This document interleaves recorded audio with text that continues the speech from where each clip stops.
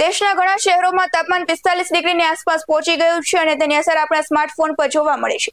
વધુ ગરમીને કારણે ફોન ઓવરહીટ થાય છે, કેમેરો બંધ થઈ જાય છે અને ચાર્જિંગ ધીમું પડી જાય છે અને બેટરી ઝડપથી ખાલી થવા લાગે છે. જ્યારે સ્માર્ટફોન ખૂબ જ ગરમ થઈ જાય ત્યારે તે પોતાને બચાવવા માટે પોતાની સ્પીડ ઓછી કરી દે છે.